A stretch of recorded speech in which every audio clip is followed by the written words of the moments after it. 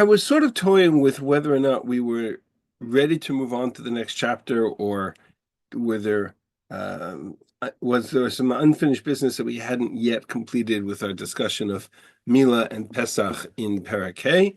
And I decided on the latter because really I owe you two things. Number one is a piece of the discussion that I had actually skipped and then realized that it created a gap in our conversation. So we're going to go back to that. And number two, because we hadn't, at the end of last class, I went and I kind of re-listened to last week's. I did not yet get to the nature of Bris Milah and how it ties into this whole context of entering into the land of Israel and relationship to the Korban Pesach and relationship to the Brit. So we have some work still to do. I'm going to therefore devote this shir, at least the first bulk of it, to that kind of postscript or finishing up of that unit. And if we have a chance to start chapter 6, we will. If not, then we'll B'ezrat Hashem start next week. So we are going to share screen. And I want to start with this list. This is a really interesting list. I once put together a brief list of every reference to not Pesach as a mitzvah, but the Korban Pesach as an experience, meaning every place in Tanakh where we are told that Bnei Israel fulfilled the mitzvah of Pesach, or they performed the mitzvah of the Korban Pesach. Obviously, they did it every year, but it doesn't play a role in the story of Tanakh every year, but it does at certain interesting critical moments. The first three are essentially what we have been looking at over the last couple of class and a half, namely Pesach Mitzrayim, which is in Shemot Perek Yud Bet, Pesach in Egypt. That's where we actually went through the experience.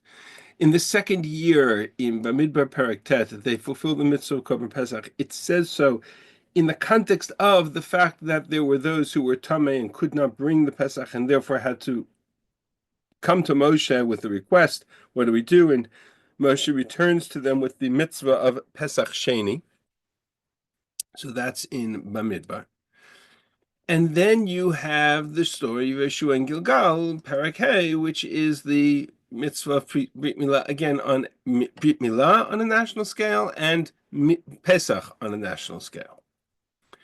The other three are really interesting moments. One is in the story of Chizkiyahu, the other is in the story of Yoshiyahu, and the third is in the story of Ezra.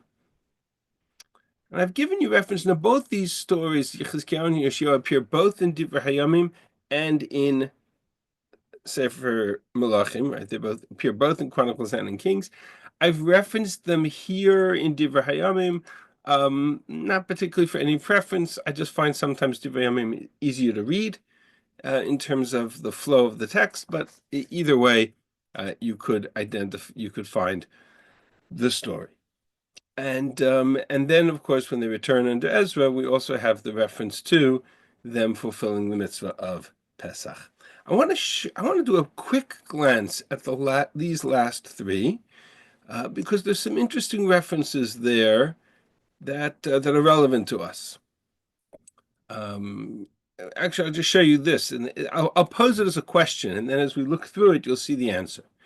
In Divrei Hayamim Bet Perek Lamed Hey, which is the Pesach of Yoshiyahu, I skipped Chizkiyahu for now, just in Pesach Yoshiyahu, it says, "V'lo naseh Pesach kamo b'Yisrael b'yimei Shmuel Hanavi." Such a Pesach had not been kept since the days of Shmuel the prophet. ולא עשו כפסח אשר עשה יאשיהו והכהנים והלוויים וכל יהודה וישראל הנמצא ביושבי ירושלים. Such a Pesach like Yoshiyahu had done had not been done in all those years. In the same context, we find the same reference in Sefer Malachim Perek Chav Gimel, which again is the same story, Pesach Yoshiyahu. כי לא נעשה כפסח הזה מימי השופטים. Asher shaftu et Yisrael v'chol yemei malchei Yisrael v'malchei Yehuda. Such a Pesach that Yoshiyahu brought had not been done since all the days of the Shoftim. Just another reference to Mimei Shmuel. In Neviim it says Mimei Shmuel. In Malachim it says from the days of the Shoftim, but essentially it's the same context because Shmuel is the last story of the book of, or the last moment in the period or the era of the Shoftim before we start the era of the kings. And both of these references are striking because what does that mean? They didn't keep Pesach all those years? Of course they kept Pesach. How does it say that they didn't have a Pesach like this since the days of Shmuel? We don't even have a reference to Shmuel and the mitzvah of Korban Pesach. Nowhere does it say that Shmuel fulfilled the mitzvah of Korban Pesach. I would take it as a given that he did. But why suddenly is that the Pesach standard by which Yoshiyahu is being compared? So this whole reference is a mystery, and we need to understand it. So I'm going to start with Pesach Chizkiyahu. And as we read through these three cases, Chizkiyahu, Yoshiyahu, and Ezra, I think there's a pattern that will emerge that is helpful to us on the basis of what we have already established. So let's jump to Divrei Hayamim Bet Perek Lamed, chapter 30. Actually, we need to go back to Perek. A little bit of review just of the story. Chizkiyahu comes to the throne, and he's a great king, and he has V'yaseh Yashar ben Hashem. He does Chizkiyahu, Yoshiyahu. The sort of the latter part. Chizkiyahu is a couple of generations before Yoshiyahu. They're the latter years, the latter century, if you will, of the kingdom of Israel. And there it says that Chizkiyahu was a great king. Hu b'shana harishona lemalcho b'chodesh harishon patach daltot bet Hashem v'yechazkem. The very first year of his reign, he opened up the doors of the temple and he strengthened the temple, repaired them. And he brought the Kohanim and the Neviim and he gathered them together and he said, "Hitkadshu v'kidshu bet Hashem." We have to sanctify the temple. We have to revive it. This is post the days, the era of Achaz, which had brought idolatry into the kingdom and into Yerushalayim, and therefore they had closed the temple. Sagrudel daltot olam. They've closed the doors of the sanctuary, and they've extinguished the lights. They didn't bring the Ktoret, and for all of these years, and it was a terrible stain on the record of Israel. And therefore, Chizkiyahu leads the people in a extraordinary north to south, massive campaign of spiritual revival and renewal of the relationship between the people and God. Ata im levavi, he says in Pasuk Yud, Ata im levavi lichrot brit laHashem Elokei Yisrael. It is in my heart to convene, to make a covenant with God. So that his anger should turn away, should turn back. And he talks earlier about the number of calamities that have befallen them. Don't be negligent in this. Al tishalu, bachem b'char Hashem. God has chosen you, and so they all come together, the Neviim and the Kohanim. And they gather all the brothers together. They come together in a national, massive campaign to sanctify, to purify the temple itself. And they go into the temple. They take out all of the tumah that had been brought into the temple, meaning all of the idolatry that had been introduced into the physical temple by Achaz and others, and they go and they burn it. They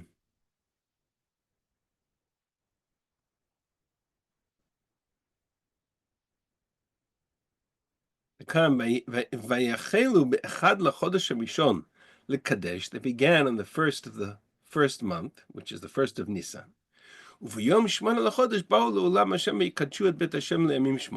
the eighth day, they managed to come into the temple and begin their process. Uvayom shishasa lechodesh harishon kilu. And they finished on the 16th of the month. Now you understand, if they finished on the 16th of the month, they have a problem, which is they don't even get to rebuild the Mizbeach, right, until the 16th of the month of Nisan. When was Pesach?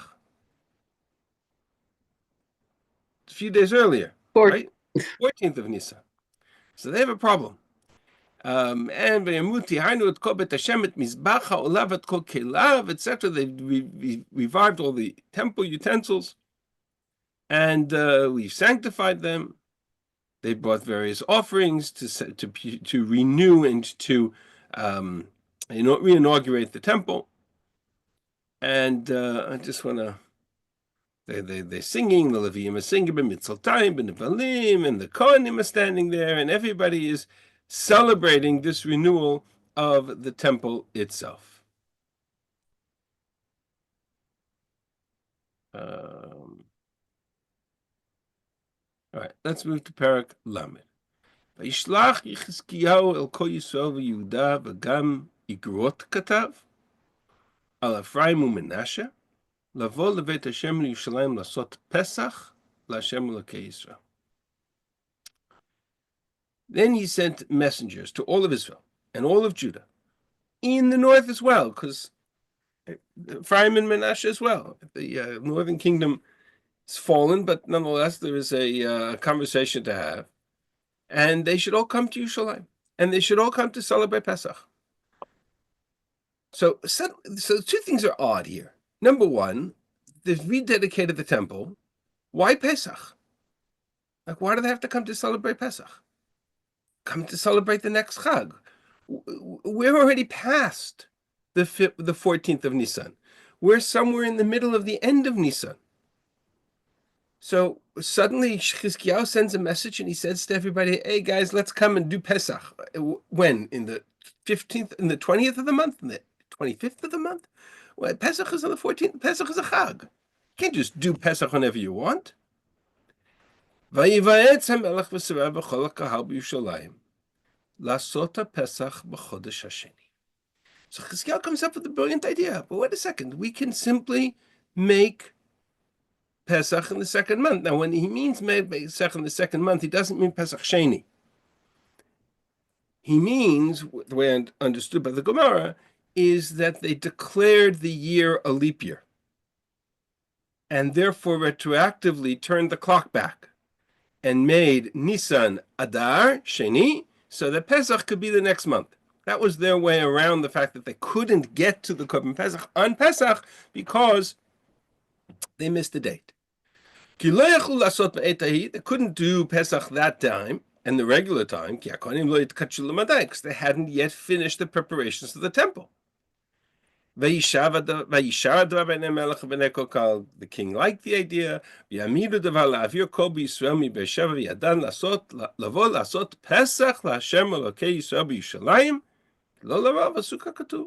Most of them they had not kept it in great numbers and according to the way it's written, and so they said, come and do the Pesach.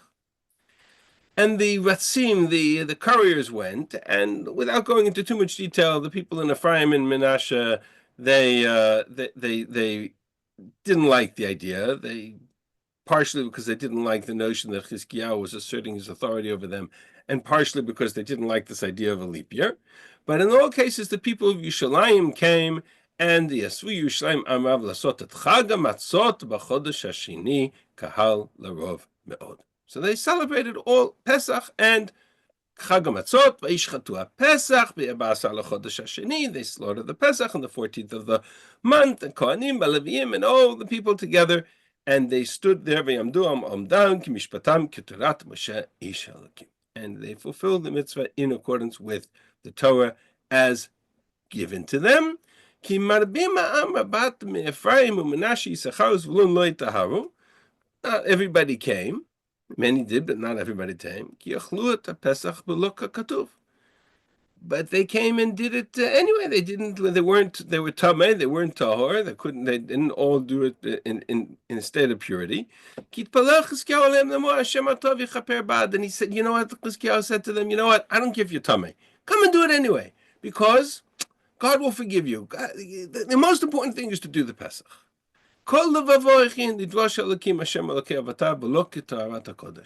Everyone, their heart should come to God, should turn to God, even if they're not pure. And that's the story of Pesach Chizkiyahu. Could it be Tuma Hutra B'tzibur? Yeah, maybe it's not clear because most of the people were Tama. It was just someone Tama. It gets very technical, but my issue isn't the Tilma and Tara. My issue is look at the extent he goes to make sure that when this revival is done, it's capped with the celebration of Pesach. They didn't go and keep I don't know to do the mitzvah of Rosh Hashanah that year. Suddenly, a couple of months late, 6 months late, the temple was closed last Rosh Hashanah. The temple hadn't been open until now. Something about the Pesach required them to say, we can't complete the process of this spiritual revival unless it includes a Korban Pesach. If we're a month late, we're a month late. We'll simply turn the clock back and make a leap year. But when did he make this announcement? Didn't people celebrate Pesach in the original Nisan? There was no temple. When people celebrate Pesach when? What was originally thought to be Nisan? They couldn't celebrate. They didn't celebrate. No, because the temple had been closed. There was no korban. There was no mizbeach. Achaz closed the temple. There was no mizbeach to function. But there wasn't vayochlu matzot. They didn't celebrate. They don't celebrate Pesach without the temple. Yeah, no, evidently not. Or at least they did, but it didn't have the same status. And that's part of the question that we're going to explore. So what is it about this Pesach that they're talking about? That they not fulfill Chag HaMatzot and Chag HaPesach? And we're really talking about Chag HaPesach or the Korban Pesach, less so about Chag HaMatzot. Not our subject for today, but I'll open up a parenthesis. You're welcome to go and explore it. And if you want, I can send you some interesting articles. Pesach and Chag HaMatzot are separate. Pesach's on the 14th of the month. Chag HaMatzot starts on the 15th of the month. It is conceivable to have Chag HaMatzot without the Korban Pesach. We do it every year. It is conceivable, but that's a longer conversation, which I'm not gonna digress to today, just because I want to make sure we finish this piece. So that's Chizkiyahu. Let's fast forward to Yoshiyahu.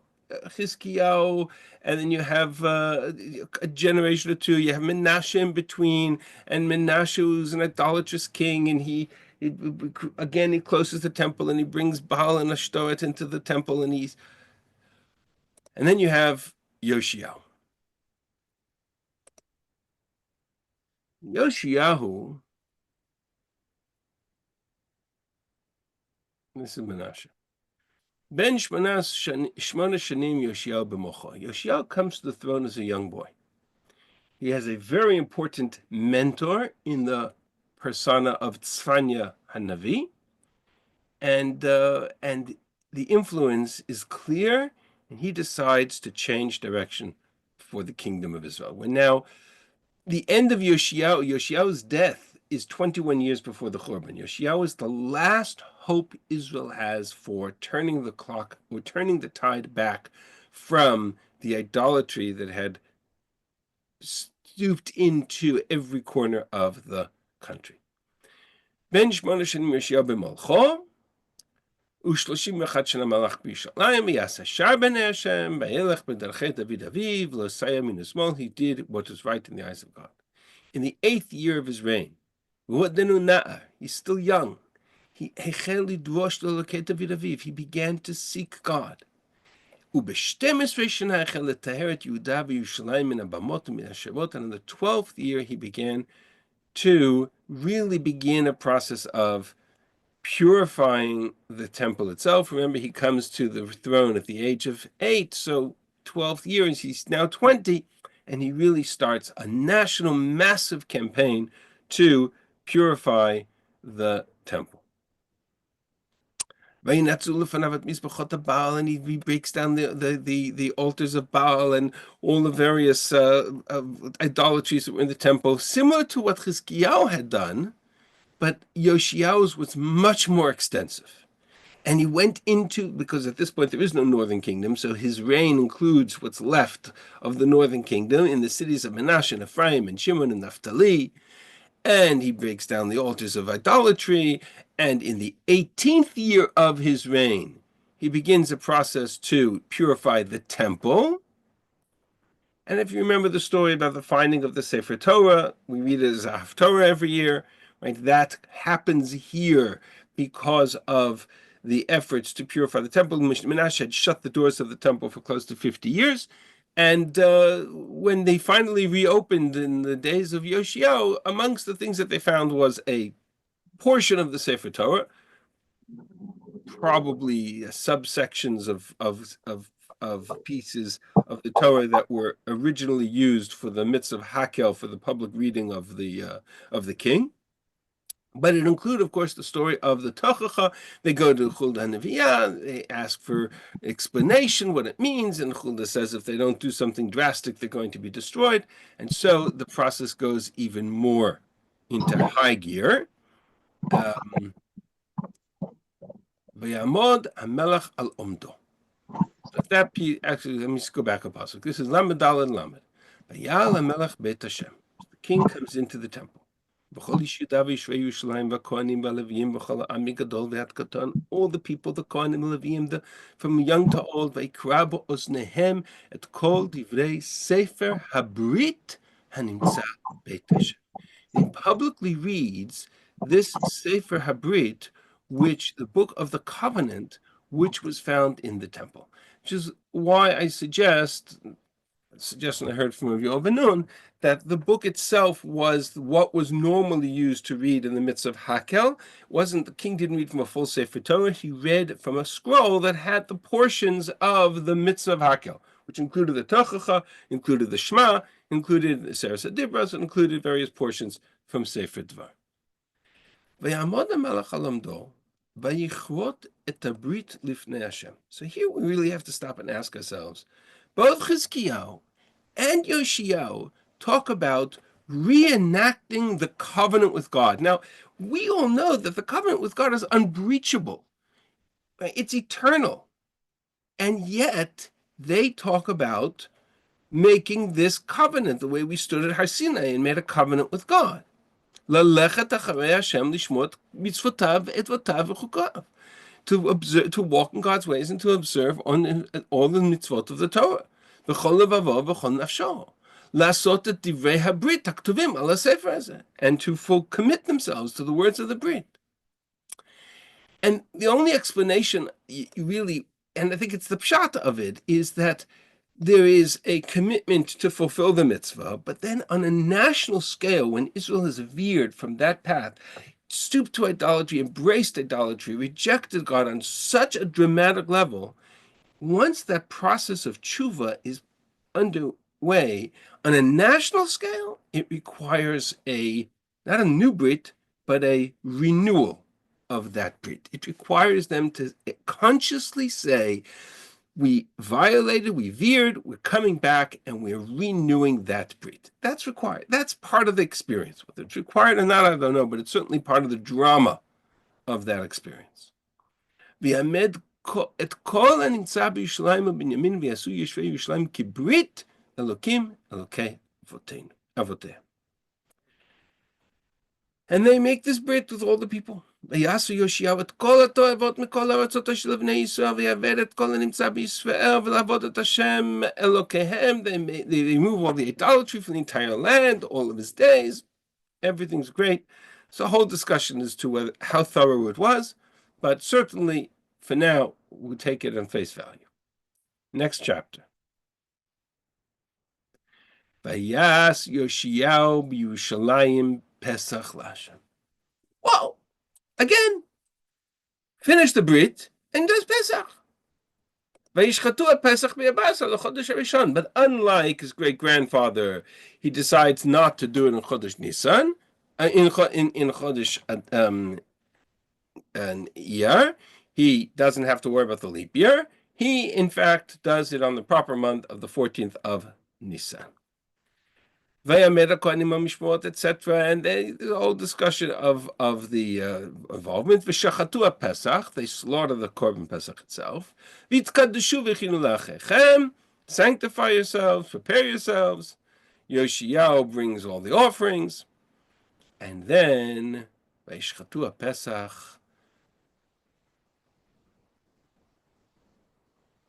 they cook they prepare the korban Pesach in fire, roasted, kamishpat, in accordance with its laws. This Neviim are singing, the Kohanim are doing, everybody's celebrating. V'yasu b'nei Yisrael hanimtzeim et haPesach be'eit hahi. They fulfill the mitzvah of Pesach. Ve'et Chag HaMatzot shivat yamim, as well as this holiday of Chag HaMatzot. And then we come to the verse. V'lo nisa ka'Pesach kamo b'Yisrael yimei Shmuel HaNavi. Thus, this Pesach, or this kind of Pesach, there was no Pesach like this since the days of Shmuel. Fascinating. No Pesach like this since the days of Shmuel. And we have no record of Shmuel fulfilling the mitzvah Pesach. No Pesach like this since the days of Shmuel. And this was all in the 18th year of his reign. Masa Pesach Hazeh. The story goes on to that there, but for now our issue is, we're going to stop for a moment. One last story, which is Ezra Perek Vav. Jews come back in the days of to the land of Israel. Sefer Ezra is a very confusing timeline.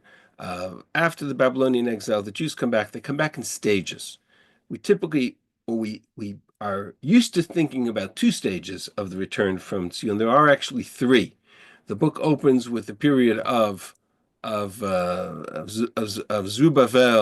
and Yehoshua ben Yotzadak Kohen Gadol, the early years of the return, which coincide with the 70-year prophecy and the rebuilding of the temple, and then things all go south. What happened is unclear, but after chapter 4, everything goes south, and then eventually Ezra comes. Ezra comes later. Ezra comes in a later stage. Whether it's a few years later or whether it's a significant amount of time later is debatable, but Ezra comes at a later stage. And Ezra has to lead the people in this kind of spiritual revolution again. They're all married to Gentile wives, and they're all worshiping the deities of the land. And Ezra has to not just revive the temple, but also engage the people in a process of tshuva. And there we find the following verse. The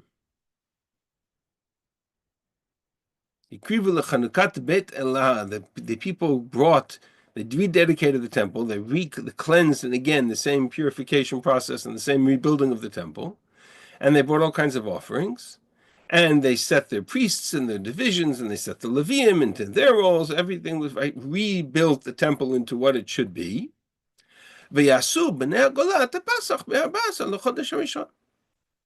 on the 14th of the month, they brought a Pesach. Why?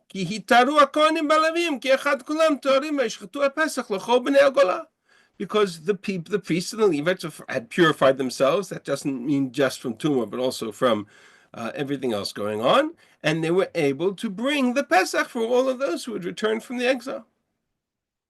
They ate,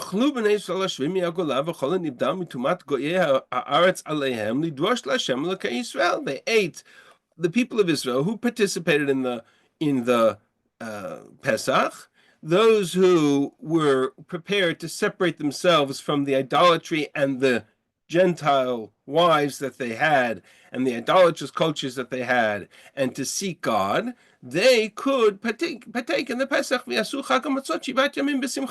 and then they could celebrate Chag HaMatzot 7 days with joy. For God had enabled them to be joyous. And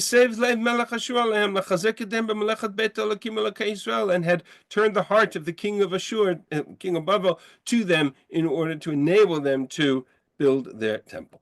So it's fascinating about all 3 of these instances. So the only references, we come back to the source page, the only references we have to references to fulfilling the mitzvah of Pesach after our chapter are 3 episodes that are all tied by one common theme, namely the revival of Jewish life, the restoration, the tshuva, national tshuva movement, the notion that they had abandoned that covenant, that they had engaged in idolatry, and the way back was get rid of the idolatry and to do tshuva and to commit themselves, etc., and to bring a korban pesach. It's almost as if, and that's essentially where we are, where we're going with this, that the pesach has two roles. Its normal role on a daily, every year basis is to fulfill the mitzvah of reenacting the experience of Yetziat Mitzrayim. That's what Pesach was, and for every year, more or less, the rest of for Jewish history. But every once in a while, there's a moment in which, unfortunately, because of a national stooping to or trend towards idolatry and the need to correct the path and bring the people back, there's a renewal of the Brit by Chizkiyahu. There's a renewal of the Brit by Yoshiyahu, the Brit with God. That's not just, we're not talking about Bris Milah, we're talking about the entire contract relationship with God from Har Sinai and in the days of Ezra. In all three of these instances, it is accompanied by the reference to the bringing of a Pesach. And that's essentially what the Radak here is saying. I couldn't find a translation of this, so I'll translate it. When it says that such a Pesach had not been done, and again, it doesn't mean that they didn't fulfill the mitzvah of Pesach and Chag HaMatzot every year. They had to have. But it means that this Pesach was different. Shayu kol Yisrael b'lev echad la'avodat Hashem. It means that it was a Pesach accompanied by the process similar to what we went through in Mitzrayim. To pull back from the idolatry of Egypt, the Pesach becomes the symbol of that contract, that brit, that entering into the brit with God and going away from the idolatry of Egypt.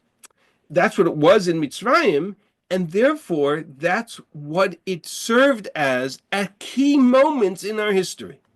Not just the mitzvah every year of reenacting Yetziat Mitzrayim, right? Ke'ilu Yetzanu Mitzrayim, but in fact to do what we did in Mitzrayim, which was to abandon the idolatry that had overwhelmed our people and return to God. That's what we did in Egypt, and that's what we did at moments, key moments.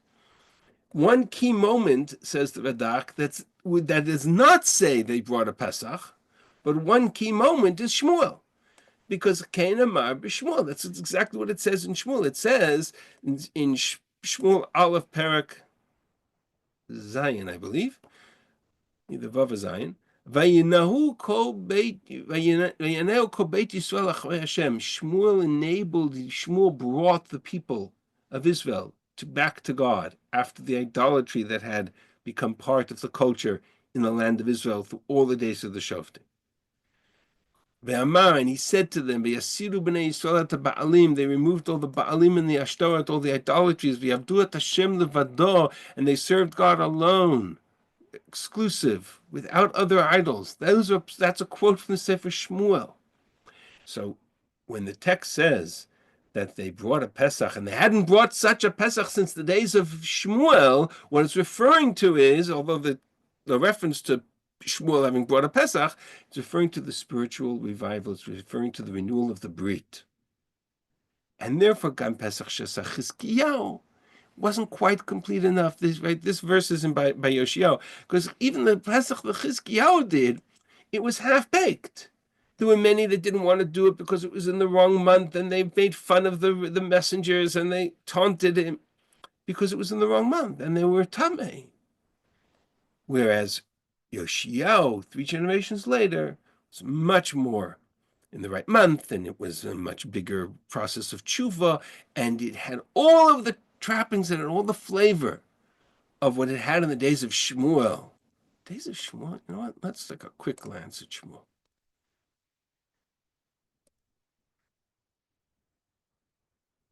Eric Zion, was that the first time?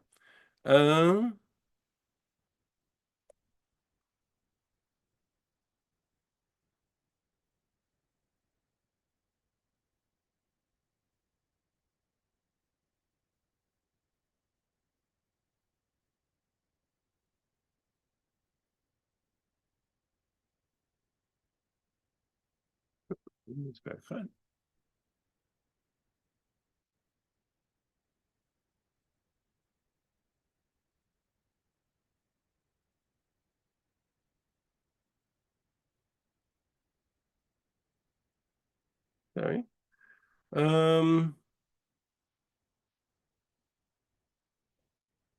Here. Pasuk Perek Zayin. I'll say it the first time. Pasuk Zayin, Pasuk Perek Zayin, Pasuk Gimel. Vayomer Shmuel kol Beit Yisrael lemor. God, this is Shmuel's message. That this is Shmuel, the beginning of his career. Shmuel Hanavi. Shmuel had grown up in the Mishkan, which had just been destroyed. The Mishkan fell in chapter 5 of Sefer Shmuel when the Plishtim captured the ark. But Yomer, and it just returned to them. The ark just came back.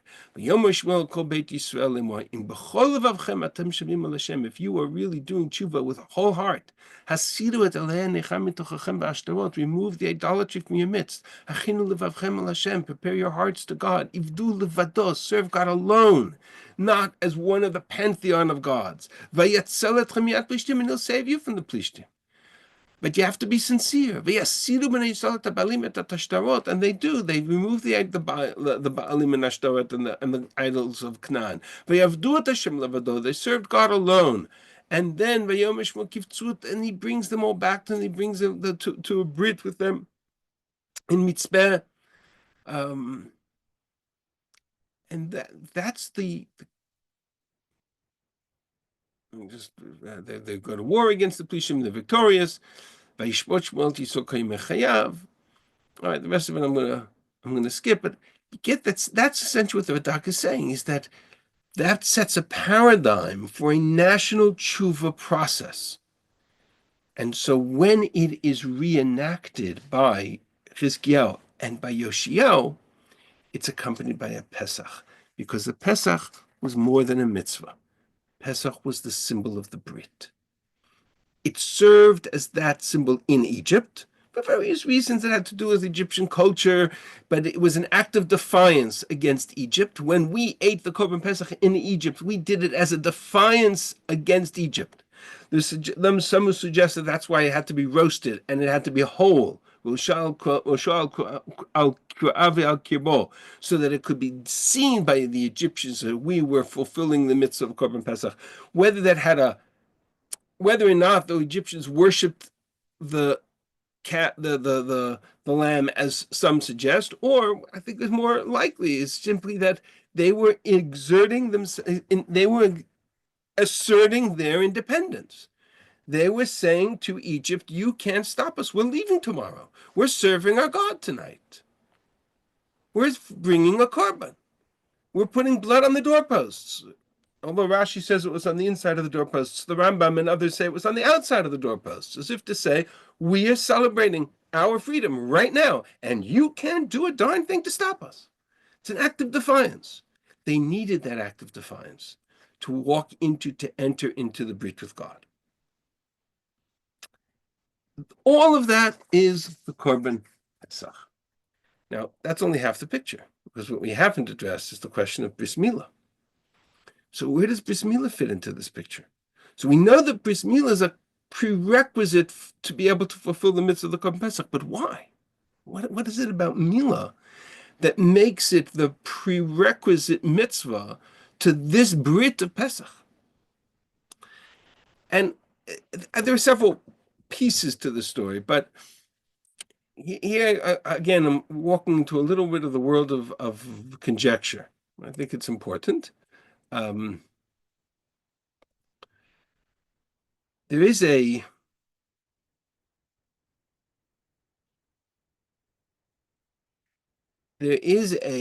whole field of study called, in the world of Tameh Mitzvot, the world of trying to understand mitzvot. There are basically three approaches.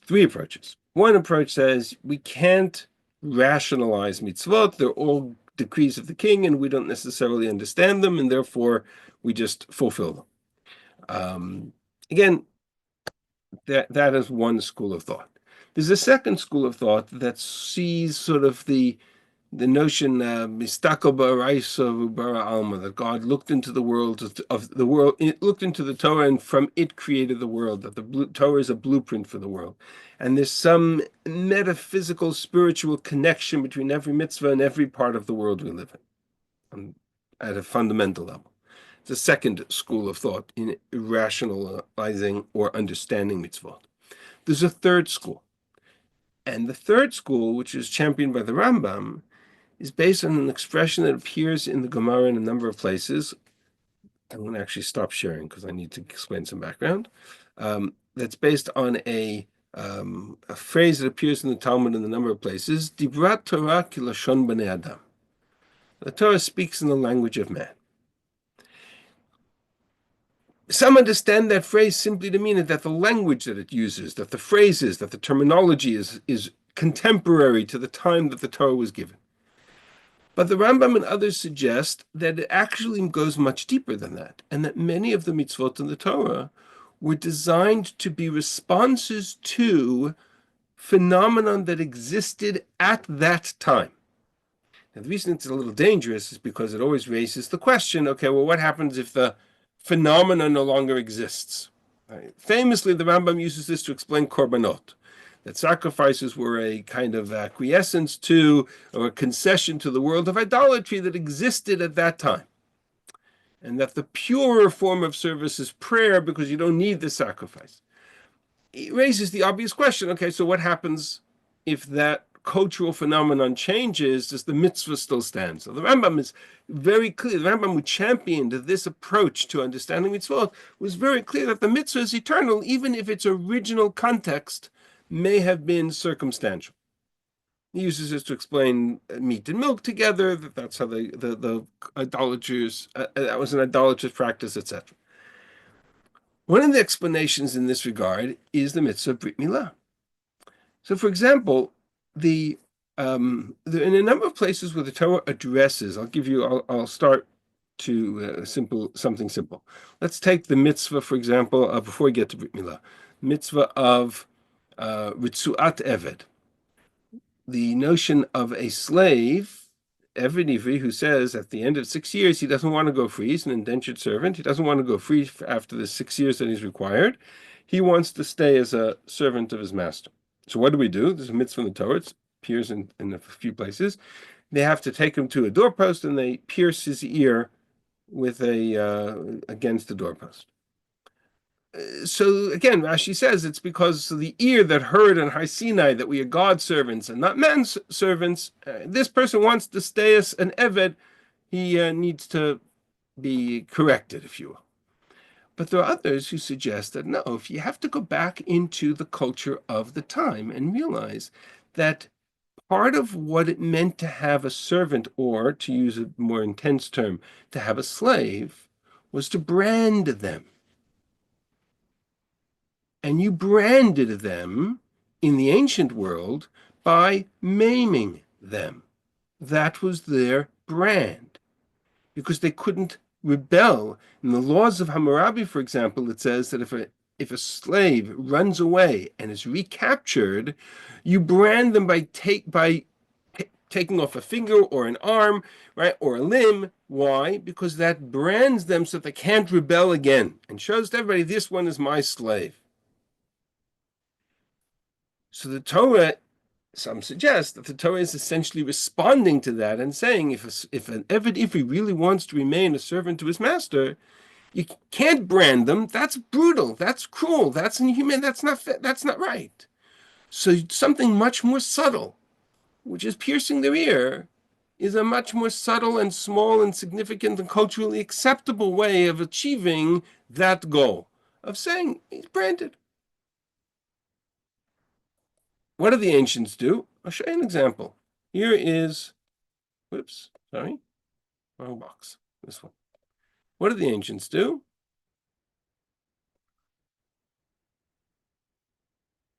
Here's a story of in Shmuel Aleph Perek Yud Aleph, just to get a sense of it. This is Nachash Ammoni. Nachash, Ammonite, Canaanite king, comes and he lays siege to the city of Yavesh Gilad. The circumstances here are not my issue. So the people of Yavesh Gilad, Israelites living on the other side of the Jordan River, in an open area called Yavesh Gilad, said to the king of Ammon, named Nachash, Kuot la brit v'navdeka, state your terms, we surrender. What are your terms? Make a brit with us and we'll serve you. We can't defend ourselves. So Nachash stated his terms. Vayomer alehem Nachash, bezot echrot lachem. This is the brit with you. This is my condition for surrender. Binkor lachem kol ayin yamin. Everybody gouges out their right eye and sends it to me. That's the brand. I'll make it a shame over all of Israel. The rest of the story is not relevant. They obviously don't do it. Shmuel comes to their aid. Shaul comes to their aid, and they fight and they conquer, and doesn't happen. But the notion that the Canaanites symbolized slavery and servitude by branding their slaves, that's significant. Give you another example of an ancient practice. In Sefer Breshit, how are the servants of Paro referred to? Potiphar is called. What is Potiphar referred to as? A servant of Paro. Cerise Paro. Say that again? Swiss Paro. Swiss Paro. Look at all the translations of Swiss Paro. They say something very euphemistic. Servant of Paro, officer of Paro, scout, whatever. Swiss means somebody who is castrated. To be in the service of the ancient kings, you had to be castrated. Achashverosh has two harems, one under the charge of Haggai and the under the charge of Shashgaz. Both are called Svisei Melech because Achashverosh isn't going to let his servants anywhere near his harems if they're not castrated. It's every Potiphar, Haggai, in the Sarah Mashkim, Sarah Tabachim are referred to as Sarisei Paro. Right? To be a servant of the king, you needed to be not a threat to the king's harem. And so part of that sign, that part of that brand of servitude was, in the case of the kings, a little more dramatic. It was castration. When we entered into the service of God, we became Avdei HaMelech. We became servants of the king. But God is not going to brand us. Certainly not going. There are cultures, by the way, in which when you entered into a high-level service of God, you commit yourselves to not having children. Right? That's the principle of celibacy in the Catholic Church. The Torah says, on the contrary, we're going to sanctify and elevate the family in the Jewish world. But what do we say in the benching every day? What is Brit Milah? What's the phrase we use? Chatamta v'sareinu. Britcha chatamta b'v'sareinu. Your brit with us, you sealed in our flesh. Milah is a sign of the brit with God, not in the form of the castration, God forbid, and not in the form of the maiming of a taking of a limb, God forbid, like the of Nachash Ammoni. Much more subtle, much more humane, much more acceptable, but it remains a sign, a physical brand of the Brit with God. Is there a connection to Brit Ben Abtarim where you also have to cut them in half? The animals? Yeah. So I will. I wasn't going to go there today. Really, there is, but it's actually closer to Korban Pesach than it is to Brit Milah. It's a form of Korban. It's a form of korban, but it was actually very common practice to enact a brit by taking animals and dividing them in half and walking between. Much more, it was sort of analogous to the phrase "till death do us part." If you see the connection, it's referred to in Yirmiyahu. Yirmiyahu describes it in detail, that kind of brit that God made with Abraham. God made two covenants with Abraham: Brit Ben Abtarim, and I'm going to go to Brit Milah in a moment.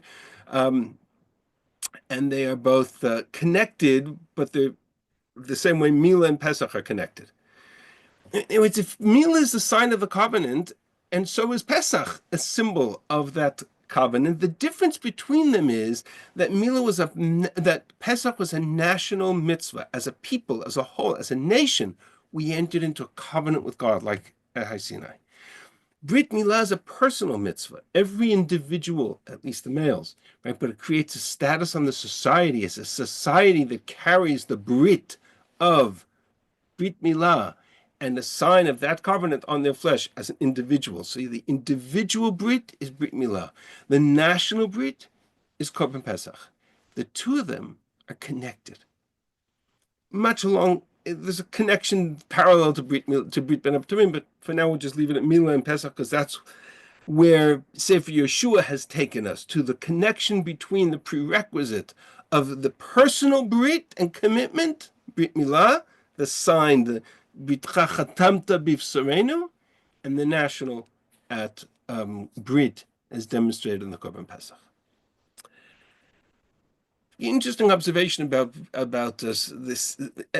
Brit as a sign of loyalty to the master, loyalty to the king. Not in the form of the Swiss, but in a much more delicate and acceptable form of the Brit. One of the interesting phenomena we find in Tanakh is that every time a leader takes on a servant or devoted servant or assistant, we've seen this already. We saw it in the case of Yehoshua. They rename them. Remember, we had this discussion about Yehoshua. When did Yehoshua take on the extra yud of his name from Hosea to Yehoshua? When he became Misharet Moshe, when he became Moshe's servant. Much like the kings of Babylonian kings, the Egyptian kings, when they took the kings of Israel and turned them into vassal states, vassal kings, puppet kings, they renamed them. Paro renames Eliakim to Yehoyakim.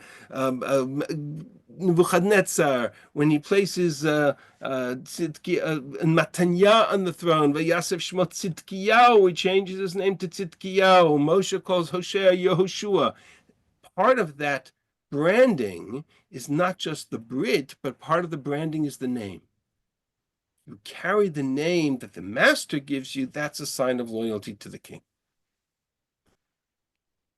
What do we do at a circumcision? We give the name. We give the child his Hebrew name. We do it at the bris, because the very first bris ever fulfilled, which was by Abraham, included a name change. Avram went to Avraham at the Brit Milah because it was the same phenomenon. You take on a physical identification of the Brit with the master, with the king. You take on a name that identifies you with the king. The two are interconnected. It comes to the whole question of the names of Israel in Egypt, but I'll leave that for a different share. Where does all of this, let's go back to the mitzvah. There's a third there's a third leg to this table, and that's where I want to conclude it today. Let's go back to the mitzvah of Brit Milah itself in the Torah. Bereshit Perek Yud Zayin. So Bereshit Perek Yud Zayin, God comes to Avram at the age of 99. He doesn't yet have a child, and so that's part of the requirement, that he have Brit before he can have a child. I will give you my Brit between me and you, and then you will become exceedingly many. There is a requirement, Brit Milah, if you look at it in the scheme, in the context of the Torah, Brit Milah was required before Abraham and Sarah could have children. Abraham falls on his face and he says, and God says to him as follows, here is my Brit with you, and through it you will become a multitude of nations. Again, in contrast to the Swiss Paro, where if you have that as your Brit, there's no continuation of the nation. The whole context is exact opposite. But first, your name will no longer be Avram. You have to change your name to Avraham. I'll make you father of many nations. V'ifreiti otcha, I will multiply you, b'mod ma'od. V'kimoti et briti b'ni u'b'necha. This is an eternal covenant between me and you for generations to come. To be your God. This is you accept me upon you and your children as your God by this mitzvah of Brit Milah. And here's the catch. V'natati lecha u'lezarcha acharecha et eretz megurecha et kol eretz Kna'an lachuzat olam. V'hayiti lahem lelokim. If you do this, I will give you the land of Israel as your inheritance. Vayomer Elokim el Avram ve'ata et briti tishmor. But you keep my brit. Ata v'zaracha acharecha. You and your seed after you. Zot briti asher tishmor. This is the brit that you will have to keep. Imol lechem kol zachar.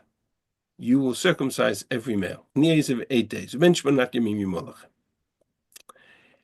But the contract is between the Brit that we fulfill, which is the Et Britcha Chatamta Bifsorenu, the Brit with God, which includes the name change, the identification that we are Bnei Yisrael, Bnei Yaakov, we are God's people, we are the Am Skulav, we carry God's name, He is our King, Melech Malchai Melachim, we keep that Brit, Britcha Chatamta Bifsorenu. God's response is, I will give you the land of Israel. By the way, in benching, the phrase "Britcha chatamta b'v'sorenu" appears in the second bracha. What's the second bracha about? The first bracha is about God who provides food. What's the second bracha about? The land of Israel. Ala aretz v'ala mazon. And it's into the bracha of the land that we include the mitzvah of the reference to Brit Milah, because that's exactly what God said. The prerequisite for being able to inherit this land and give it over generation after generation is Brit Milah on the one hand, and we become God's people at Yetziat Mitzrayim on the other. Brit Milah. Those are the two Britot, individually and nationally, that enable us to leave Egypt and enter into the service of God and come to the land of Israel. Now, I'm going to conclude this year with a fascinating medrash. Fascinating medrash. It's going to take us into the world of Drash, but I can't resist because this one is remarkable. We've spent the last 2 shiurim drawing from text in all through Tanakh, drawing together the link between the Brit, the loyalty to God, and not to idolatry, in the form of the mitzvah of Pesach, and in the form of the mitzvah of Brit Milah. Okay. I even showed you the Pirkei Rabbi Eliezer last week that says that when they put the blood on the doorposts, they put the blood commingled blood, mixed blood, between the blood of the Korban Pesach and the blood of the Brit Milah. Brit Milah. Fascinating medrash. I stopped that medrash one paragraph before the end. I want to read you the continuation of that same medrash.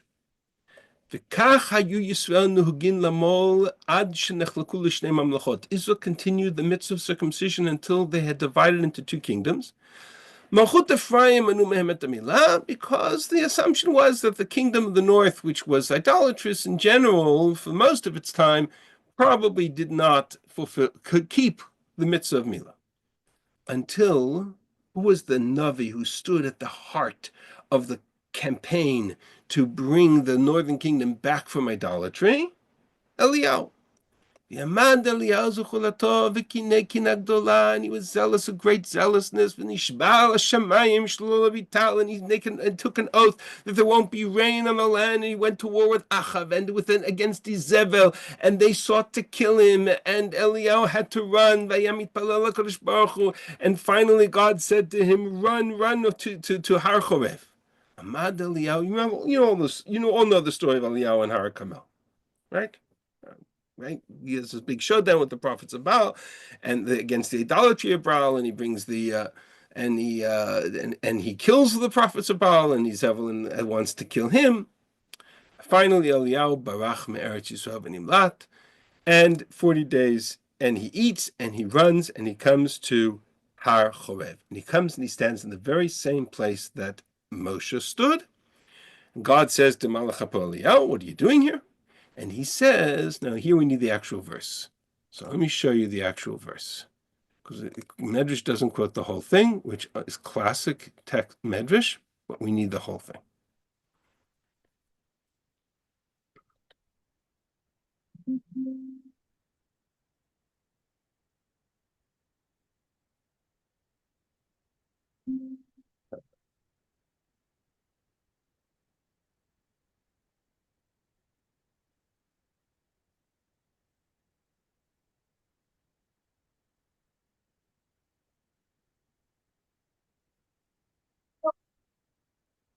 Comes to Har Chorev, and he has this whole vision about Ruach and Eish, and he's in the cleft of the rock. And okay, God says to him, Eliyahu, Eliyahu, what are you doing here?